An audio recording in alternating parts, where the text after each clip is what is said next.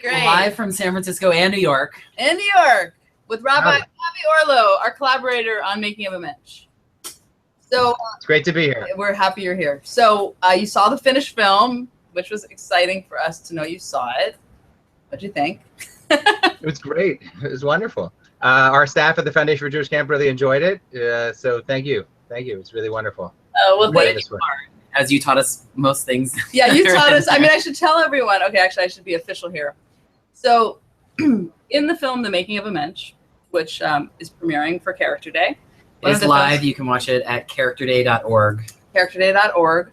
It's an 11-minute film. And basically, we had made a film, Sawyer and I, made a film called The Science of Character. And after it premiered, Ellen Friedman was the first person who said, "Don't you know about Musar?" And then we screened it.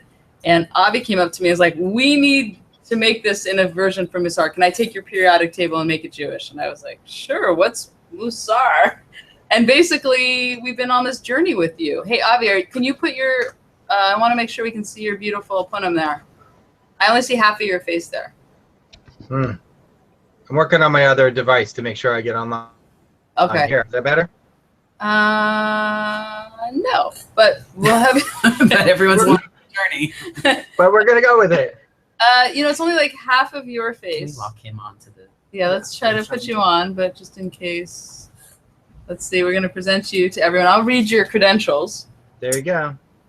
Rabbi Avi Orlow is the Director of Jewish Education for Foundation for Jewish Camp, and he was a collaborator, wonderful collaborator on our movie, The Making of a Mensch, and he taught us a lot about the history of character in Judaism, which I had no idea of before going deeply into it with Avi. Oh, there you are. Great.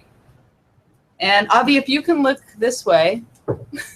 There. Yay! There he is. Okay.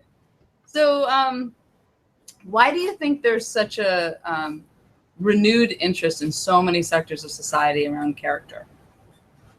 I think you surfaced, I think you brought forward the science part of it, which is not my background, but it was really helpful. My mother's a clinical psychologist for over 50 years, and it sort of was imbued in me. I never thought about the science part of it. I think people are seeking rigor in Jewish life. It's not that they want less, they want more. But what they want necessarily their grandparents' Judaism. They're not looking necessarily for, well, my 9-year-old calls judgative Judaism that makes them feel bad about the things they don't do, as opposed to makes them want to strive to be a better person. And I think a renewed effort to explore what it means to have a rigorous good thing. It's just your own path. And I think as you sort of end the film, really saying the richness is that everyone needs to find their own path. And I think we're living in a DIY age where people need to feel like ownership and customization, and this is meeting their needs. And I think Musar is sort of feels simultaneously traditional and innovative and personalized all at the same time. I think it's that sort of that blend and that tension that you were saying. Sorry. Oh, I love what you were saying about the DIY, because that would have been a great line in the movie. I'm like, oh, right. But finally too late. It's okay.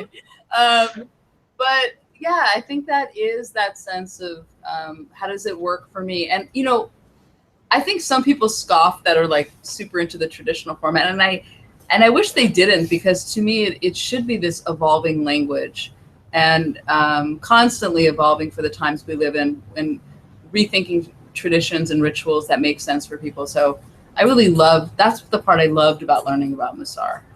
I mean, and is Musar, now tell us your denomination. I mean, I think that's interesting because there's a renewal in certain places and not in others. As you mentioned, the film sort of, it is maintained its role in Orthodox traditional yeshivot. It sort of has maintained itself in the sort of classical Jewish academy. It has had a profound renewal in the Reform congregations. As you were saying, Alan Moranis has brought it to a lot of Reform congregations. Ira Stone, in a conservative rabbi, brought to the conservative movement. But it's sort of, I think that sort of giving it to the people is a sort of a new thing. It's sort of things they study away, as opposed to this is in everyone's hand. And I think Al Moranis has put a popular book out there that is accessible. Mm. Well, you know, it's and I think traditional Jewish finds itself in being inaccessible. Yeah. You were And saying, Tiffany? well, yeah, I mean, and I think I'm hoping that this film will even bring it to more people. That, I mean, I have, you know, I have friends that the minute that it's tied to any kind of religious trappings, might not engage. And so, I mean, I tried to really put my own perspective in the film when I said that I'm not religious, but I love the tradition, I love the ideas, I'm spiritual in the sense of thinking of myself in the larger context, but I'm really hoping to make this, you know, some people are uncomfortable with certain words, and really, and that's what I loved about working, you know, with you and some of our great cadre of rabbis on the film, that you guys were cool with us kind of talking about it in a way that was as open as possible, wherever you fall on the spectrum. Yeah, and I think, I mean, just by analogy, I'm curious to sort of see a success to the larger world, not the Jewish world. Yeah. Because the reality is, I mean, the joke goes, what's the definition of a good kosher restaurant? It's one that we see non-Jews would say, oh my God, wait, I can study Buddhism, I can study yoga, I can study those things. Those are traditional wisdom traditions that are important, and they can get meaning out of them. But the minute they feel like they're being overly parochial, they have an allergic reaction. But the minute that non-Jews say, that's actually interesting, that's really compelling, that could have value for me, also say, it can't be that bad, you know. And I think that there's something that putting your movie, putting this out there for the public to see, not the Jewish public to see, but the public to see, is a gift to sort of say, there's wisdom. You see all the books behind me, there's wisdom back there. That's not better or worse than any other wisdom tradition, but the people who adhere to that don't necessarily feel ownership over it. Yeah. And I think part of it has to do with opening up and saying, it's not just for us, this wisdom, that you're inviting everyone back to it. I love that. And actually, one of the insights was, you know, I'm trying to meditate like everyone else in America, trying to meditate more. And, you know, I do yoga, and to learn of all these practices that were from my own tradition, my own history and lineage was very exciting. And you were trying to say something. Well, it was also really fun for us and exciting for me as not necessarily a Jewish person, although I'm kind of a wannabe Jew. As an honorary Jew at this point, making all these. That we. you and Ben Franklin. Mention that we really, you know, we've been creating films together for a long time, and we were writing this film, and it, I think, spoke to both of us probably equally. Yeah. And I think it's really powerful to be able to just insert myself into this wisdom tradition that isn't necessarily my lineage. Right. And then also building from that, I'm going to wrap a question that I have for you, Avi, in with a question that we have from the Twitter feed. So anybody out there, please ask questions by hashtag Character Day. Thank you. Yes, and actually there's a lot of great ones. Yeah. And there's a question that is asking more about Tiffany's technology Shabbats. And my question to build upon that is, one of the things that we learned and questioned and came to people like you was about how is Tiffany's technology Shabbat practice an example of a Musar practice, and is Shabbat in general an example of Musar practice, or what is the difference there, and what makes the technology Shabbats and Tiffany's family's journey towards that experience a Musar experience or practice?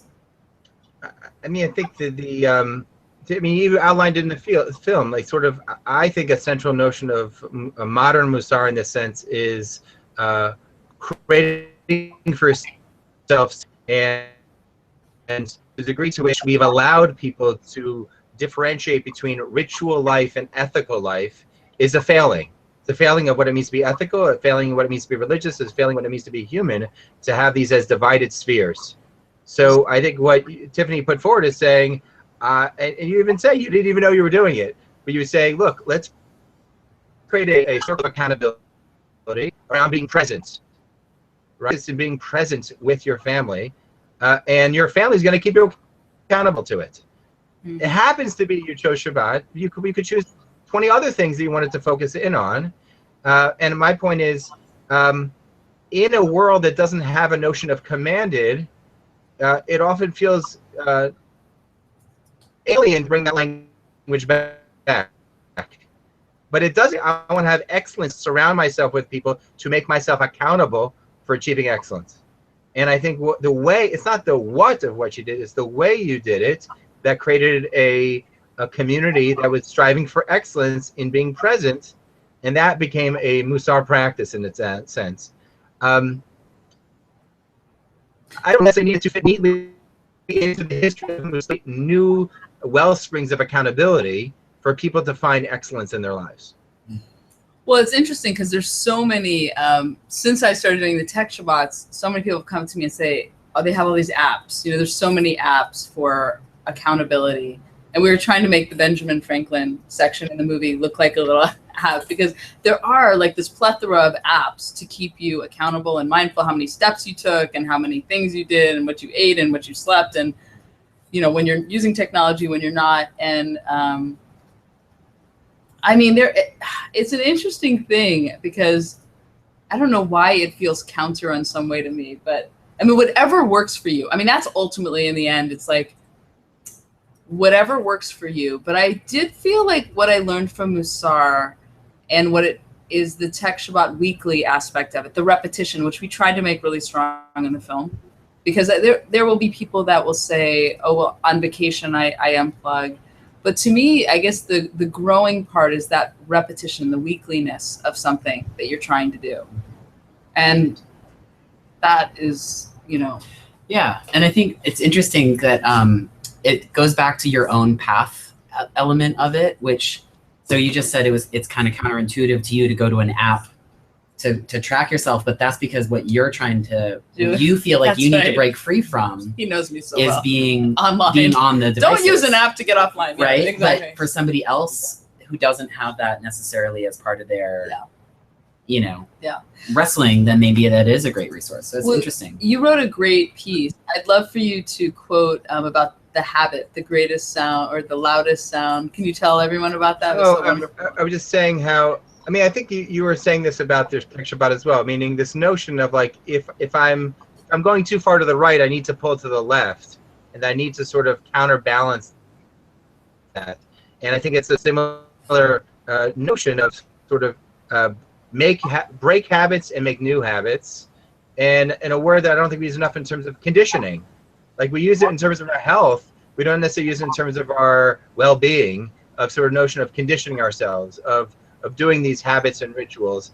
And you're like, it was almost a year ago we were discussing sort of this thing could look like, what it makes Character Day, and Character Day is going to be this.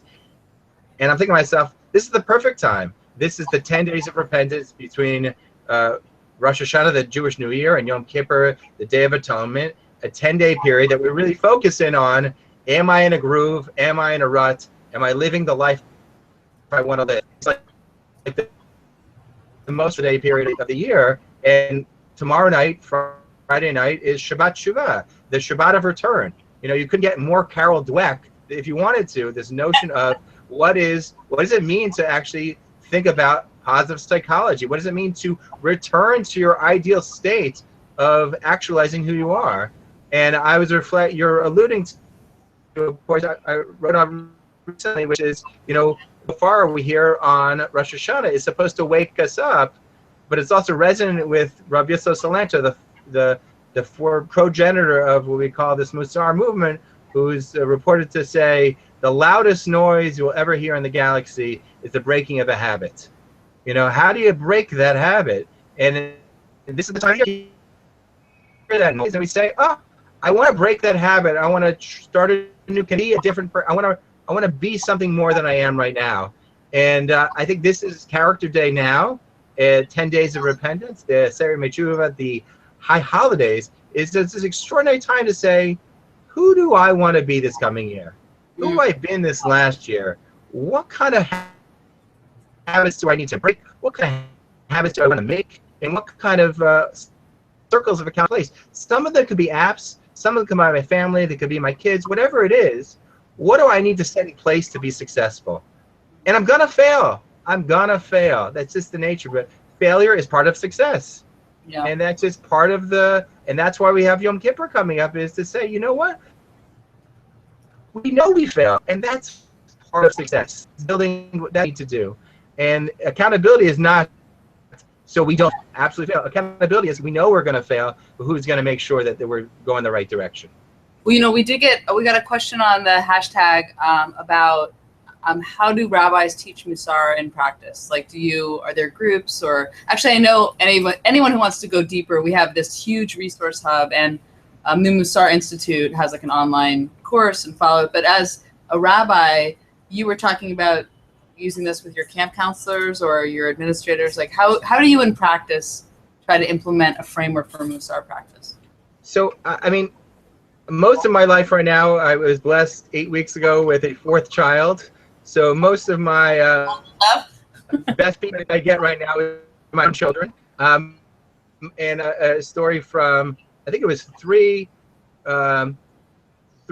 Rosh Hashanahs ago. I was walking to synagogue with 2 of my older kids, they're my boys, and I had this moment of saying, today's a day of judgment. Hayom Adin, that Rosh Hashanah is this day of judgment, and it's not really a reflection in this last year. And I turned to them with this desire, this helicopter parent who wants to say to my kids, this is where you're failing, this is where you can succeed. And I'm like hovering to jump on them to tell them how to be better. And there was a moment of pause, and I learned this in camp, which is a moment of pause to actually pull back and say, do a little tzimtzum, retracting myself. And I said, instead of let me tell you how to be better and wagging my finger, I said, it's a time to reflect. It's a time to think of how we've been last year. So let's start. Tell me how I could be a better father. And I got the best feedback I've gotten in years. I love that. And the best part was, without any prompting from me, they started asking each other, how could they be better? Right? I'm pulling back from the situation. I'm gonna do that. I'm gonna do that when I get home. And they do it still. This last Rosh Hashanah, they said, okay, it's time to do the evaluation again. So we could talk about a Musar Vibe, we could talk about a Chabura, we could talk about different circles and classes. At this most fundamental level, I do this because it's part of my parenting. The periodic table is on my kids' wall. Does it open us up for a language to share that? Does it break it down into digestible pieces so that a little kid to an old person to my own self can say, we share a language, we share a taxonomy, and we can talk about it. So I'm just saying, I could tell you how we're bringing into camp, and I'll go there in a minute, but in some sense, it starts at home. It starts at home with a personal practice that you're committed to change. You're committed to being a better person. And my commitment as a father is not only to make my kids mensches, because that is my primary job, but to enable them to make me a better person. And that is so fundamental to this enterprise. I love that. I asked that question, and then I was just given the 1-minute warning. But I loved ending actually on, I think anyone tuning in from 41 countries that are tuning in right now, if we all walked away, and if you aren't a parent yet, just to your partner or to your friends, how can I be a better friend? How can I be a better wife? How can I be a better mother? That everyone could create that framework in their lives and start at home. It all starts at home. Well, listen, thank you. Mazel tov again on the baby. Thank you so much for your teaching us so much good stuff for the making of amends. And the beginning of much more. Yeah, and Mazel tov on the movie. It was really touching, and I can't wait to hear how it makes a continued impact. And I look forward to talking to you soon. Oh, fantastic. Good night. Shana Tova. Be well.